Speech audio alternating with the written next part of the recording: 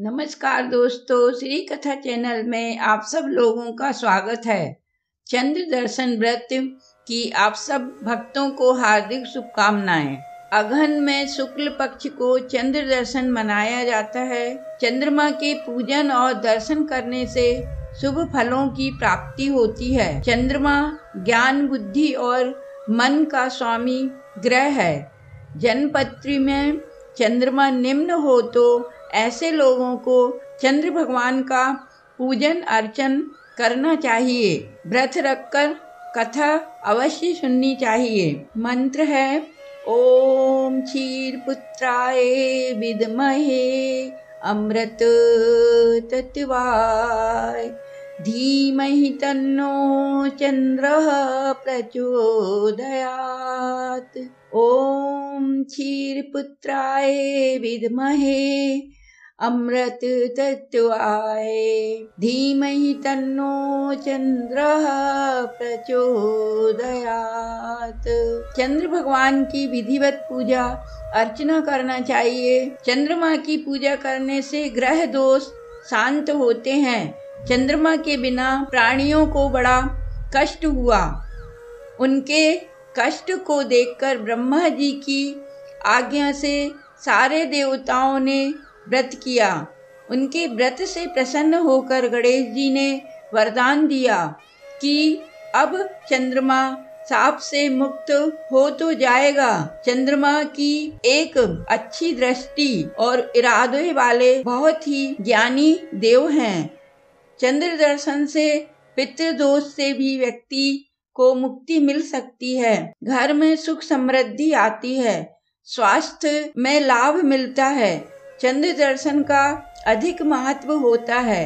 अब मैं आपको चंद्र दर्शन व्रत कथा सुनाती हूँ। उससे पहले आप हमारे चैनल को सब्सक्राइब कर लीजिए और वीडियो को लाइक कर दीजिए। कथा प्रारंभ होती है। एक बार नंद किशोर ने सनत कुमारों से कहा, चौथ की चंद्रमा के दर्शन करने से श्री कृष्ण पर जो लालचन लगा था वह सिद्धि विनायक व्रत करने से ही दूर हुआ। ऐसा सुनकर सनत कुमारों को आश्चर्य हुआ।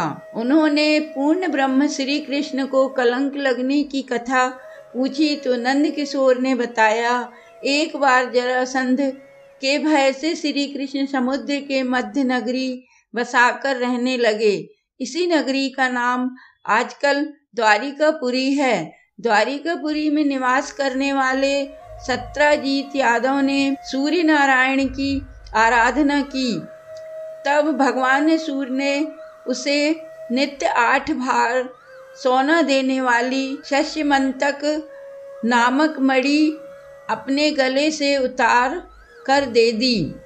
मणि पाकर सत्यजित यादव जब समाज में गया तो श्री कृष्ण ने उस मणि को प्राप्त करने की इच्छा व्यक्त की। सत्यजित ने वह मणि श्री कृष्ण को न देकर अपने भाई प्रसेनजित को दे दी।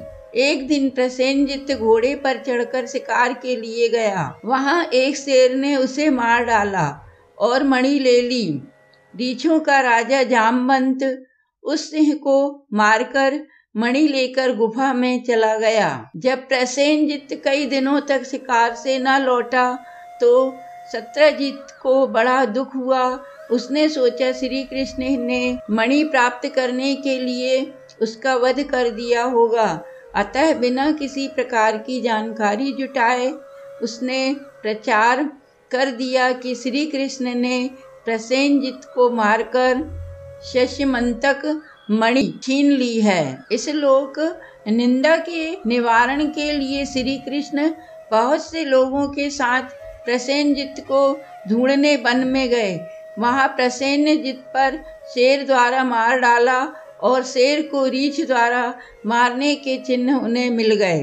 रीछ के पैरों की खोज करते करते वे जामवंत की गुफा पर पहुंचे। वहां गुफा के भीतर चले गए।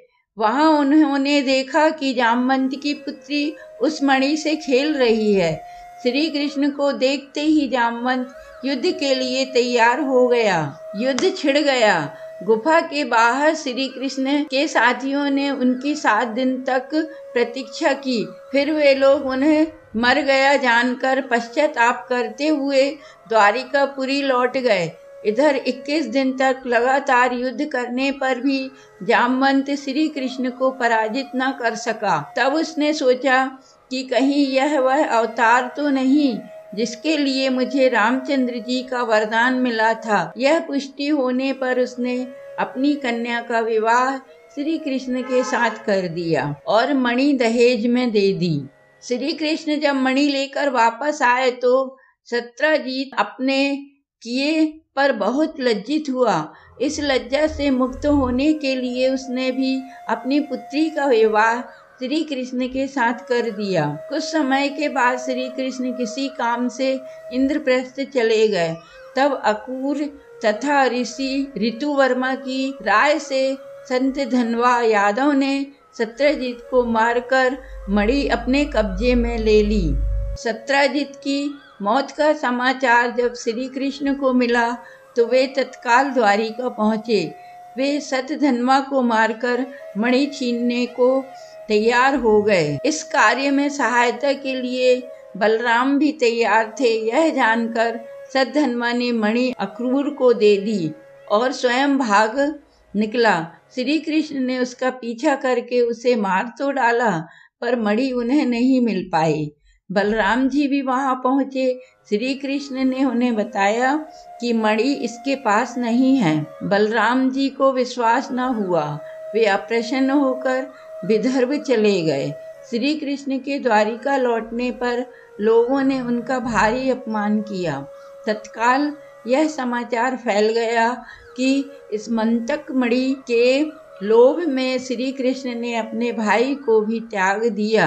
श्री कृष्ण इस अकारण प्राप्त अपमान के शोक में डूबे थे कि सहसा वहां नारद जी आ गए।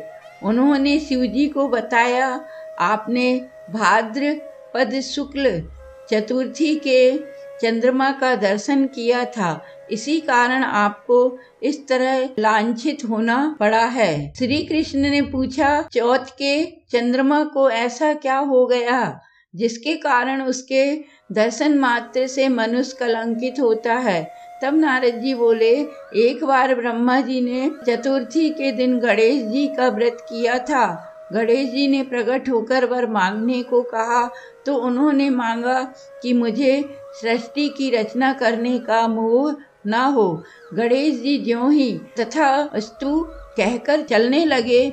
उनके विचित्र व्यक्तित्व को देखकर चंद्रमा ने उपहास किया। इस पर गणेश जी ने रुष्ट होकर चंद्रमा को श्राप दिया कि आज से कोई तुम्हारा मुख नहीं देखना चाहेगा। श्राप देकर गणेश जी अपने लोक चले गए और चंद्रमा मानसरोवर की कुमुदनियों में जा छिपा। चंद्रमा के बिना प्राणियों को बड़ा कष्ट हुआ। उसके कष्ट को देखकर ब्रह्मा जी की आज्ञा से देवताओं के व्रत से प्रसन्न होकर गणेश जी ने वरदान दिया। अब चंद्रमा शाप से मुक्त हो गया। भाद्र शुक्ल चतुर्थी को जो भी चंद्रमा के दर्शन करेगा उसे चोरी आदि का झूठा लालचन जरूर लगेगा, किंतु जो मनुष्य प्रत्येक द्वितीया को दर्शन करता रहेगा वह इस लालचन से बच जाएगा। इस चतुर्थी को सिद्धि विनायक व्रत करने से सारे दोष छूट जाएंगे। यह सुनकर देवता अपने अपने स्थान को चले गए। इस प्रकार भाद्र पक्ष शुक्ल चतुर्थी को चंद्रमा का दर्शन करने से आपको यह कलंक लगा। तब श्री कृष्ण ने कलंक से मुक्त होने के लिए यही व्रत किया था। कुरुक्षेत्र के युद्ध में युधिष्ठिर ने भगवान श्री कृष्ण से पूछा, भगवान, मनुष्य की मनोकामना सिद्धि का कौन सा उपाय है? किस प्रकार मनुष्य धन, पुत्र, सौभाग्य तथा विजय प्राप्त कर सकता है? यह सुनकर श्री कृष्ण ने उत्तर दिया, यदि तुम पार्वती पुत्र श्री गणेश का विधि पूर्वक पूजन करोगे तो निश्चय ही तुम्हें सब कुछ प्राप्त हो जाएगा। तब श्री कृष्ण की आज्ञा से ही युधिष्ठिर जी ने गणेश चतुर्थी का व्रत करके महाभारत का युद्ध जीता था। बोलो भगवान गणेश जी की जय। श्री कृष्ण भगवान की जय। चंद्र दर्शन की जय।